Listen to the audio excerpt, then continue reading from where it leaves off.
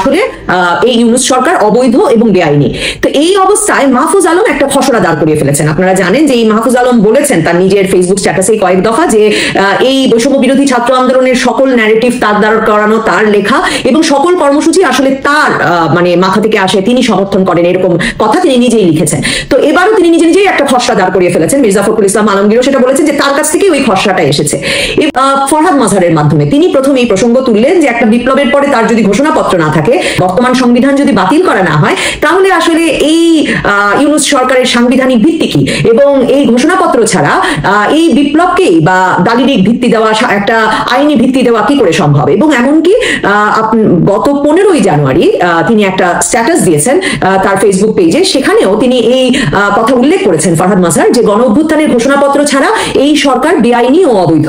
আমরা অনেকেই গত কমাসের ঘটনা প্রবাহে, আলোচনা প্রবাহে এবং নজর রাখার কারণে বুঝতে পারি যে একে প্রধান উপদেষ্টা, যাকে জুলাই আগস্ট গণ অভ্যুত্থানের মাস্টারমাইন্ড হিসেবে আন্তর্জাতিক পরিসরে পরিচয় করিয়ে দিলেন, সেই মাহফুজ আলমের এক রকমের চিন্তা গুরুর দায়িত্ব পালন করেন ফরহাদ মাজহার। এবং ফরহাদ মাজহার নিজেও স্ট্যাটাস দিয়ে লিখেছিলেন সেপ্টেম্বর অক্টোবর মাসের দিকে যে মাহফুজ আলমকে একা মনে করবার কোনো কারণ নাই। এবং এই পরিস্থিতিতে ফরহাদ মাজহার গত 15ই জানুয়ারিও আবার মনে করালেন, কারণ 15ই জানুয়ারি তারিখটা খুব গুরুত্বপূর্ণ, কারণ 15ই জানুয়ারি তারিখে কিন্তু বৈষম্য বিরোধী ছাত্র আন্দোলনের ডেডলাইন ছিল যে একটি ঘোষণাপত্র সরকারকে এর মধ্যে দিয়ে দিতে হবে, মানে ঘোষণা করতে হবে। কারণ 31শে ডিসেম্বর বৈষম্য বিরোধী ছাত্র আন্দোলনের নেতৃবৃন্দ ভেবেছিলেন যে তারা নিজেরাই শহীদ মিনারে নিজেদের মতো করে একটি ঘোষণাপত্র, বিপ্লবের ঘোষণাপত্র পাঠ করে ফেলবেন। তখন রাজনৈতিক দলগুলো উদ্বেগ জানাতে শুরু করে এবং তার প্রেক্ষিতে সরকার এক সময় প্রথমে বলে, ডক্টর ইউনূসের প্রেস সচিব তিনি প্রথমে বলেন যে এর সঙ্গে সরকারের কোনো সম্পর্ক নাই এই ঘোষণাপত্রের সঙ্গে। তারপর যাতে রাজনৈতিক দলগুলোর সঙ্গে আলোচনা করে ঐকমত্যের ভিত্তিতে করা যায়, এই কাজটা ফ্যাসিলিটেট করবে সরকার। তো এই অবস্থায় মানে 15ই জানুয়ারি ডেডলাইন ছিল যেদিন বৈষম্য বিরোধী ছাত্র আন্দোলনের দেওয়া, সেদিন আবারও ফরহাদ মাজহার বলেছেন যে জনগণের ক্ষমতা জনগণের কাছেই ফিরিয়ে দেওয়ার গুরুত্বপূর্ণ রাজনৈতিক এবং আইনি অনুষ্ঠান হচ্ছে এই ঘোষণাপত্র, এবং গণ অভ্যুত্থানের ঘোষণাপত্রের অনুপস্থিতিতে সেনা সমর্থিত উপদেষ্টা সরকার বেআইনি ও অবৈধ। তার মানে আজকে যখন ঘোষণাপত্র নাই ফরহাদ মাজহারের দৃষ্টিতে, তখনও আসলে বৈষম্য বিরোধী ছাত্র আন্দোলন ভাবে নাই যে এই জুলাই আগস্ট গণ অভ্যুত্থানের ঘোষণাপত্র তাদেরকে আবার রাজনৈতিক দলগুলোর সাথে মিলে দিতে হবে। সে কারণে 31শে ডিসেম্বর শহীদ মিনারে তারা দিয়ে দিতে চেয়েছিল। আর ওইদিকে রাজনৈতিক দলগুলোর বিপদ হচ্ছে যে এই জুলাই আগস্ট অভ্যুত্থানের মানে হাসিনার পতন ঘটানোর এবং শেখ হাসিনার কে ক্ষমতাচ্যুত করার সকল ক্রেডিট, সকল সম্মান, সকল কৃতিত্ব যদি শুধুমাত্র বৈষম্য বিরোধী ছাত্র আন্দোলনের কাছে থাকে, তাহলে আসলে ক্রমেই তারা অপ্রাসঙ্গিক হয়ে পড়েন। এখন বাংলাদেশের রাজনৈতিক দলগুলোর সবচেয়ে বড় বিপদ হয়েছে সেটা, এবং সেদিক থেকে সবচেয়ে বড় বিপদে আছে বিএনপি। গতকাল গিয়ে জামায়াতে ইসলামী, বিএনপি সহ সকল রাজনৈতিক দলগুলো যে বিষয়ে সবচেয়ে বড় উদ্বেগ প্রকাশ করেছে তা হচ্ছে যে এই ঘোষণাপত্রে আসলে সকলের যে অংশগ্রহণ ছিল এই 15 বছর একটি সরকারের বিরুদ্ধে আন্দোলনে, সরকার বিরোধী আন্দোলনে, হাসিনা বিরোধী আন্দোলনে, সেই কৃতিত্বটা আসলে সকলকে দিতে হবে। এটি যে আসলে শুধুমাত্র ছাত্র জনতার সঙ্গে যে রাজনৈতিক দলগুলোর অংশগ্রহণ ছিল সেই কথাটি বলতে হবে এই ঘোষণাপত্রে, এটি তাদের একটা বড় উদ্বেগের কারণ। তার মানে জুলাই আগস্ট গণ অভ্যুত্থানের কৃতিত্ব, জুলাই আগস্ট গণ অভ্যুত্থানের সকল সম্মান কার কাছে চলে যাচ্ছে, এটি এই ঘোষণাপত্রের বিষয়ে সিদ্ধান্ত নেওয়ার ক্ষেত্রে, আলোচনার ক্ষেত্রে একটা মুখ্য ভূমিকা পালন করছে। আমার কাছে যেটা ইন্টারেস্টিং লাগছে সেটা হচ্ছে এই যে ঘোষণাপত্র, আপনারা জানেন, যারা বাংলাদেশের মহান মুক্তিযুদ্ধের ইতিহাস পড়েছেন জানেন, তারা জানেন যে 1971 সালের 10ই এপ্রিল বাংলাদেশের স্বাধীনতার ঘোষণাপত্র পাঠ হলো মেহেরপুরে, মুজিবনগরে, যেখানে বাংলাদেশের সেই সময়ের সরকার বা প্রবাসী বাংলাদেশ সরকার বা মুজিবনগর সরকার গঠিত হয়েছিল।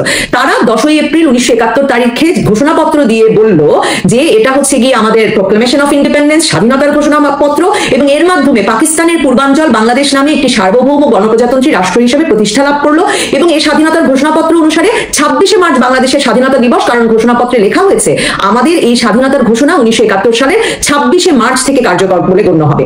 তো এই কথাটা মাথায় রাখলে আমার একটা প্রশ্ন সবসময় আসে যে এই যে 2025-এর 2024-এর যে তরুণরা, আমরা বলছি যে তারা একেবারে অন্য চিন্তা, ভিন্ন চিন্তা নিয়ে এসেছে, তারা জেন জি, তারা শেষ পর্যন্ত সেই 1971 সালে বাংলাদেশের মহান মুক্তিযুদ্ধের যে নেতৃত্ব দানকারী যারা বঙ্গবন্ধু সহ যে শক্তি, সেই শক্তির যে বুদ্ধি, সেই বুদ্ধিতেই একরকম পরিচালিত হচ্ছেন, মানে সেই বুদ্ধিতেই তারা এগিয়ে যাচ্ছেন। জুলাই ঘোষণাপত্রে কি আছে, জুলাই ঘোষণাপত্রে কি আছে এ প্রসঙ্গে প্রথম আলো লিখছে যে এই খসড়ায় এই ভূখণ্ডের মানুষের স্বাধীনতা অর্জনের জন্য যুগের পর যুগ সংগ্রামের প্রসঙ্গ তুলে ধরা হয়।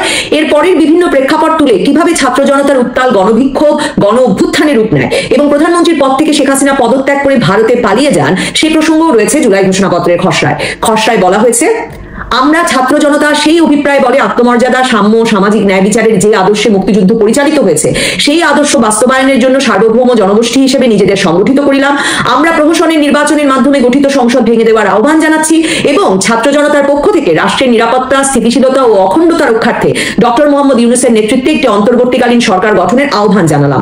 আমরা সুশাসন ও সুষ্ঠু নির্বাচন এবং ফ্যাসিবাদী ব্যবস্থার পুনরাবৃত্তি রোধ নিশ্চিত করার জন্য অন্তর্বর্তী সরকার প্রয়োজনীয় সংস্কার সম্পন্ন করবে, এই অভিপ্রায় ব্যক্ত করলাম।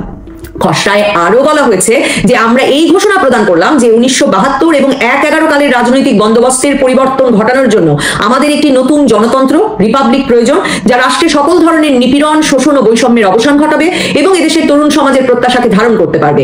আমরা এই অভিপ্রায় ব্যক্ত করলাম যে এই ঘোষণাপত্রকে উপযুক্ত রাষ্ট্রীয় ও সাংবিধানিক স্বীকৃতি দেওয়া হবে। আবার দেখুন, একদিকে সাংবিধানিক স্বীকৃতি চাইছে এই ঘোষণাপত্রের খসড়ায়, আবার এই খসড়াতেই বলা হচ্ছে, প্রথম আলো লিখছে, আমরা ফ্যাসিবাদ ও স্বৈরাচারকে লালন করার দলিল 1972 সালের সংবিধান সংশোধন বা প্রয়োজনে বাতিল করার অভিপ্রায় ব্যক্ত করিলাম। তো আসলে তার মানে কি, এই ঘোষণাপত্র হওয়ার পরে সংবিধান বাতিল হয়ে যাবে এবং তারপর ইউনূস সরকার বৈধতা পাবে, এটা একটা।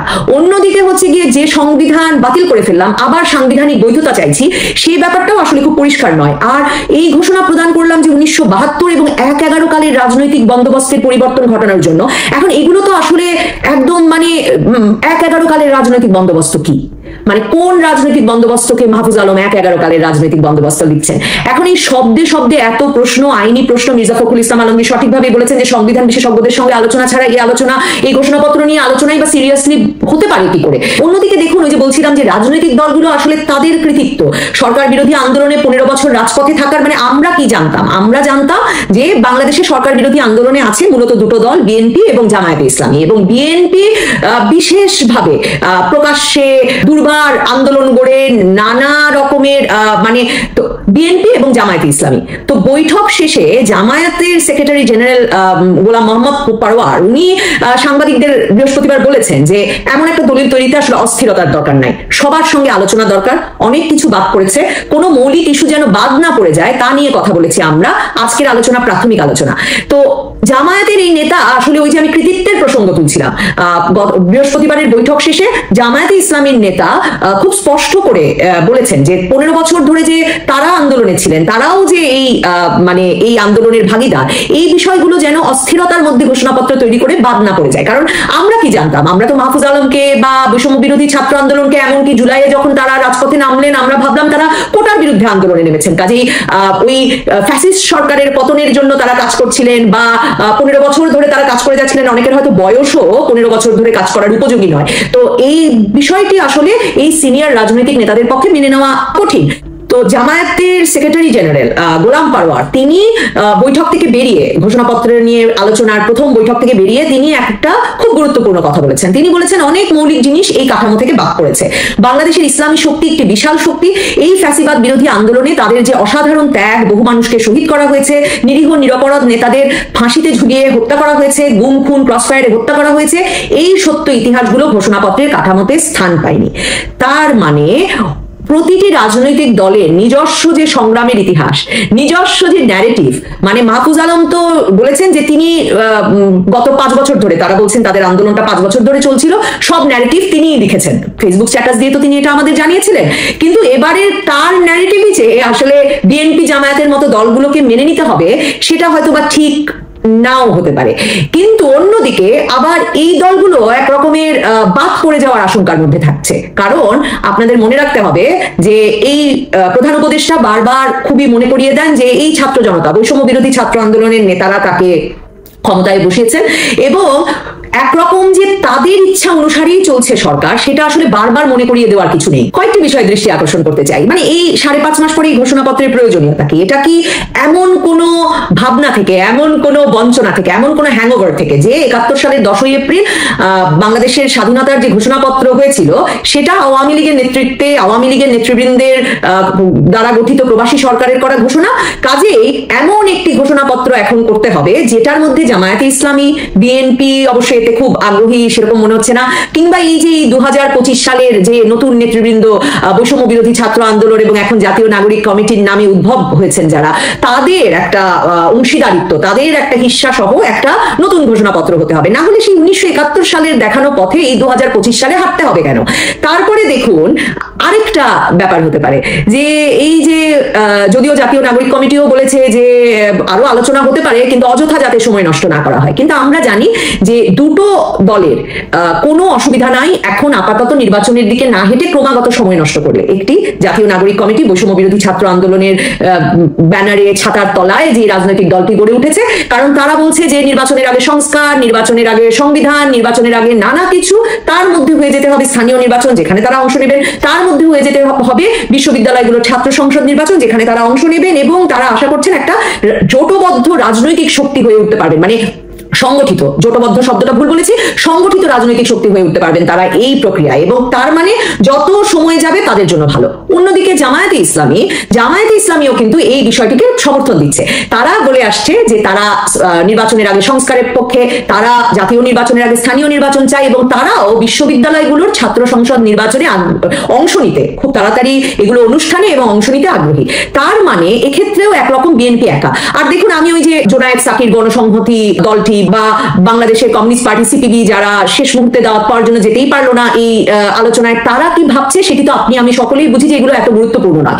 তাহলে এই গুরুত্বপূর্ণ দলগুলোর মধ্যে আসলে এখন জাতীয় নাগরিক কমিটি এবং জামায়াতে ইসলামী একই রকম ভাবছে, বিএনপি আলাদা করে ভাবছে। কাজে এই ঘোষণাপত্রের নামে যদি দীর্ঘ সময় ধরে আলোচনা চলে, তাতেও আসলে জাতীয় নাগরিক কমিটি এবং মানে বৈষম্য বিরোধী ছাত্র আন্দোলন এবং জামায়াতে ইসলামীর সংস্কার, স্থানীয় নির্বাচন, ছাত্র সংসদ নির্বাচন করে জাতীয় নির্বাচনের জন্য প্রস্তুত হয়ে ওঠার যে প্রক্রিয়া, তা আসলে আরো জোরদার হবে। কাজে তাতে কোনো তাদের অসুবিধা হবে না। মানে দলিলটি যতটুকু খসড়া অন্তত আমরা পত্রিকায় দেখি, তাতে মনে হচ্ছে এই এক ব্যক্তির জুলাই আগস্ট অভ্যুত্থানের মাস্টার মাইন্ড মাহফুজ আলমের যেমন ইচ্ছা লেখার কবিতার খাতা হয়ে উঠেছে, এবং এই যেমন ইচ্ছা লেখার কবিতার খাতায় তিনি যে ভাষায় যা লিখছেন তার হয়তো অনেক শব্দবন্ধ এবং তার চিন্তা তাকে আসলে ব্যাখ্যা করতে হবে আলাদা আলাদা করে, এবং তার ন্যারেটিভের সঙ্গে বড় দলগুলোর ন্যারেটিভ তাকে মিলিয়ে এনে একটা জায়গায় পৌঁছতে হবে। এবং আমার মনে হয় শুধু রাজনৈতিক দলগুলোই নয়, নতুন বাংলাদেশের যে বন্দোবস্তের কথা তারা বলছেন, নতুন বাংলাদেশের বন্দোবস্তের যে ঘোষণাপত্র,